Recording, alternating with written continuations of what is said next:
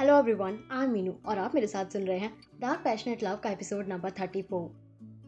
श्रुति उसकी तरफ देख गुस्से से चिल्लाते हुए बोली, मैंने कहा यहाँ आओ, कम हियर, अदरवाइज मैं आ गई तो तुम्हारे लिए मुझे टॉलरेट करना बहुत मुश्किल हो जाएगा।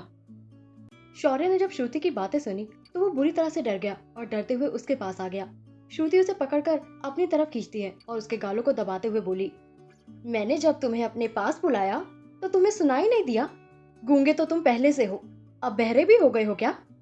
ये कहते हुए श्रुति कसकर उसके गालों को दबाई जा रही थी, जैसे मानो वो सुकून का गुस्सा उसके बेटे पर निकाल रही हो। आज इस तरह से उसे बहुत ही रिलैक्स फील हो रहा था। शौर्य की आंखों से आंसू गिर रहे थे। शौर्य को रोता देख श्रुति को और भी अच्छा लगने लगा। वो अपने मन ही मन बोली, सुकून, जितना दर्द तुमने मुझे दिया है ना, उसका 10 गुना दर्द मैं तुम्हारे बेटे को दूंगी और तुम्हें तो कभी भी पता नहीं चलेगा कि तुम्हारा बेटा किस हाल में है और तुम इस तरह बस पूरी जिंदगी उसे ढूंढती रह जाओगी। ये सब कहते हुए श्रुति एकदम से शौर्य के गालों को छोड़ देती है, जिससे शौर्य लड़खड़ाकर नीचे गिर गया और उसके हाथ में चोट लग गई। दर्द के कारण वो और भी ज्यादा रोने लग गया। शौर्य को रोता देख श्रुति उठी और बोली, क्या हुआ, चोट लग गई? इसलिए बोलती हूँ कि जब मैं तुम्हें बुलाऊं मेरी बात मान लिया करो, वरना इससे भी कहीं ज्यादा दर्द होगा। ये बोलते हुए श्रुति शौर्य की कलाई को कस के पकड़ के मोड़ने लगी। वहीं शौर्य और भी बुरी तरह से रोने लगा। श्रुति एकदम से उसकी कलाई को छोड़ देती है और गुस्से से वहां से अपने रूम की तरफ चली गई। शौर्य वहीं फर्श पर बैठकर अपने चेहरे को हाथों में छुपाकर फूटकर रोने लगा। किचन में खड़ी सर्वेंट ये सब कुछ देख रही थी। हालांकि ये सब उसके लिए कोई नया नहीं था। वो हमेशा श्रुति को शौर्य को इस तरह से टॉर्चर करते हुए देखती थी, लेकिन उसकी हिम्मत नहीं थी कि वो शाश्वत से श्रुति की सच्चाई बता सके। और वो सर्वेंट यही सोचती थी कि एक माँ अपने बेटे को इस तरह से कैसे टॉर्चर कर सकती है। वो सर्वेंट भागते हुए शौर्य के पास आई और उसे उठाते हुए बोली, शौर्य बाबा उठिए, चुप हो जाइए, आपको कुछ नहीं हुआ ना? शौर्य रोते हुए सर्वेंट की तरफ देख रहा था। ये देखकर उस सर्वेंट को और भी ज्यादा दया आ गई, क्योंकि शौर्य इतना मासूम और प्यारा बच्चा था कि उसे देखकर किसी को भी उस पर दया आ जाए। वो सर्वेंट उसकी आंखों से पहले आंसुओं को साफ करते हुए बोली, कुछ नहीं हुआ है, ठीक हो जाएगी आपकी चोट, मैं अभी इस पर दवा लगा दूंगी। शौर्य अपने हाथों की तरफ देख रहा था। ये देखकर सर्वेंट बोली, आइए मैं अभी आपके हाथ में दवा लगा देती हूँ। शौर्य उसी तरह आंखों में आंसू लिए सर्वेंट के साथ वहां से दूसरी तरफ चला गया। वहीं सुकून, जो कि सोफे पर बैठे बैठे ही सो गई थी, अचानक ही उसकी आंखों के सामने अजीब अजीब से सपने आने लगे। उसके चेहरे पर डर के भाव आ गए। उसका पूरा शरीर पसीने से लथपथ हो गया। वो उठते ही एकदम से चीख पड़ी, मेरा बच्चा! वही सुकून के पास ही उसके दोनों बच्चे अपने मम्मा को इस तरह से चीखते देख चौंक गए। दोनों ही अपनी माँ के पास आकर बोले, मम्मा, क्या हुआ आपको? सुकून अपने दोनों बच्चों की तरफ देखती है और फिर एकदम से उन्हें अपने गले लगा लेती है। फिर उनके बालों को सहलाते हुए बोली, कुछ नहीं बच्चा, बस ऐसे ही आपकी मम्मा ने कुछ बुरा सपना देख लिया था। कुहू अपनी माँ की तरफ देख बड़ी प्यारी सी आवाज में बोली, मम्मा, क्या आपने सपने में हमें देखा था? सुकून अपनी बेटी की तरफ कंफ्यूजन भरी नजरों से देखने लगी तो कुहू अपनी मॉम से तुरंत बोली, तो आप अभी चिल्लाई ना मेरा बच्चा, इसलिए मैंने पूछा, क्या हमें कुछ हो गया था आपके सपने में मम्मा? सुकून अपनी बेटी की बात सुन उसके माथे पर किस करते हुए बोली, कुछ नहीं बच्चा, मेरे होते हुए आप दोनों को कुछ नहीं हो सकता। आपकी मम्मा है ना आपके साथ, किसी की इतनी हिम्मत नहीं कि वो मेरे बच्चों को छेड़ सके। इतना कहते ही वो कसकर अपने दोनों बच्चों को अपने सीने से लगा लेती है। वहीं एक साइड खड़ी उसकी फ्रेंड मीशा ये सब कुछ देख रही थी और सुकून की हालत देख उसकी आंखें नम हो गई थी, क्योंकि वो समझ चुकी थी कि सुकून ने अभी अभी क्या देखा है। क्योंकि ये सपना उसे हमेशा परेशान करता था।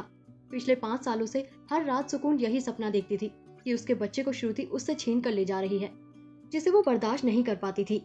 उसकी असिस्टेंट कम फ्रेंड मीशा सुकून की तरफ देखते हुए अपने मन ही मन बोली, हे भगवान, मेरी फ्रेंड के दर्द को दूर कर दो ना, उसे उसका बच्चा दिला दो, बस उसका बच्चा जहाँ कहीं भी हो खुश हो, उसको कोई तकलीफ मत देना और जल्दी ही माँ बेटे का मिलन करा दो, क्योंकि अब मैं और अपनी फ्रेंड को इस तरह से दर्द में तड़पते हुए नहीं देख पा रही हूँ।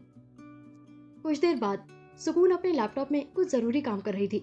उसकी पतली लंबी उंगलियां लैपटॉप के कीबोर्ड पर बड़े ही स्पीड से दौड़ रही थी। उसकी गहरी निगाहें लैपटॉप की स्क्रीन पर ही थी। इस वक्त वो पूरी तरह से कॉन्सेंट्रेट होकर काम कर रही थी। उसी समय उसके फोन के रिंग करने से सुकून का ध्यान उसके फोन पर गया, जो कि वहीं बगल में रखा हुआ था। वो तुरंत फोन को उठाती है। फोन पर फ्लैश हो रहे नंबर को देख तुरंत कॉल पिक करती है और अपने सर्द आवाज में बोली, बोलो क्या बात है? दूसरी तरफ से कुछ कहा गया, जिसे सुनकर सुकून के चेहरे के भाव बदल गए। उसकी आंखें अब गुस्से से लाल हो गई थी। उसने कसकर अपने हाथों की मुट्ठी बना ली। कॉल पर दूसरे आदमी की बातें सुनकर सुकून की आंखों में गुस्से के भाव उतर आए।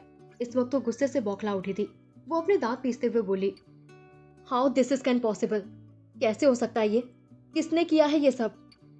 दूसरी तरफ से एक आदमी बोला, मैम ये सब उनके फियांसे शाश्वत सिंघानिया ने ही किया है। उन्होंने ही मिस श्रुति की जमानत कराई है। उन्होंने ही उन्हें जेल से रिहा कराया है। उस आदमी की बात सुनकर सुकून ने गुस्से से अपने हाथों की मुट्ठी बना ली। उसकी पकड़ अपने फोन पर कस गई। वो एकदम से फोन को कसकर पकड़ती है और उसे उठाकर वॉल पर दे मारती है।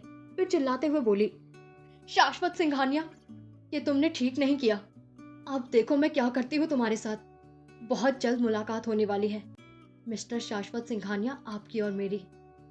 ये कहते हुए सुकून की आंखों में गुस्से के भाव आ गए और उसका चेहरा पूरा सख्त हो गया था। उसकी फ्रेंड मीशा, जो कि ये सब कुछ देख रही थी, वो सुकून को इतने गुस्से में देखकर घबरा गई, पर उसकी हिम्मत नहीं थी कि वो कुछ बोल सके। वो चुपचाप खड़ी अपनी जगह पर ये सब कुछ देख रही थी।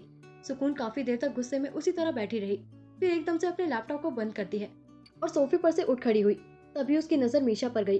वो मीशा की तरफ देखते हुए बोली, मीशा, मुझे अभी मिस्टर सिंघानिया के ऑफिस जाना है।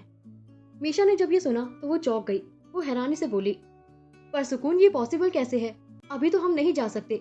हमने उनसे कोई अपॉइंटमेंट भी नहीं ली है। सुकून ये सब सुनकर गुस्से से बोली, आई डोंट केयर, मुझे बस वहां जाना है तो जाना है। इतना कहकर वो अपने रूम में गई। कुछ देर में वो रेडी होकर बाहर आई। मीशा सुकून को देखकर साफ समझ गई कि अब सुकून को रोकना इम्पॉसिबल है, क्योंकि सुकून जब गुस्से में होती है तो वो किसी की नहीं सुनती। इसलिए मीशा भी कुछ नहीं बोलती और चुपचाप सुकून के साथ कार में बैठकर वहां से सिंघानिया इंडस्ट्रीज के लिए निकल गई। करीब 40 मिनट बाद उनकी कार सिंघानिया इंडस्ट्रीज के बिल्डिंग के सामने आकर रुकी। ड्राइवर ने कार के बैक सीट का डोर ओपन किया। सुकून तुरंत ही कार से बाहर आई। उसके साथ मीशा भी थी। दोनों ही चलते हुए इंडस्ट्रीज के अंदर गए। वहां काम कर रहे एम्प्लॉयज की नजर जब सुकून पर गई तो वो वहीं ठहर गई। सुकून का गोरा खूबसूरत चेहरा सभी को अपनी तरफ अट्रैक्ट कर रहा था। उसने अपनी आंखों में ब्लैक गॉगल्स लगा रखे थे। ऊपर से उसकी परफेक्ट पर्सनालिटी किसी को भी अपनी तरफ अट्रैक्ट करने के लिए काफी थी। सारे लड़के तो सुकून को देखकर आ भर रहे थे। वहीं लड़कियां भी हैरानी से सुकून को देख रही थी। वो सब सुकून को जानती थी, क्योंकि पहले तो न्यूज में और फिर दूसरी बार अवार्ड फंक्शन में वो सभी सुकून को देख चुकी थी। सुकून तेज कदमों के साथ चलते हुए रिसेप्शन पर गई। वहां पर एक रिसेप्शनिस्ट बैठी हुई थी। जैसे ही वो सुकून को देखती है तो उसे ग्रीट करते हुए बोली, हेलो मैम। सुकून अपनी आंखों पर से गॉगल्स निकालती है और उसे मीशा के हाथों में पकड़ा देती है। फिर उस रिसेप्शनिस्ट की तरफ देखते हुए बोली, I want to meet your boss right now. वो रिसेप्शनिस्ट सुकून की बात सुनकर बड़े ही पोलाइट वे में बोली, sorry ma'am, but I can't because sir is very busy in this time.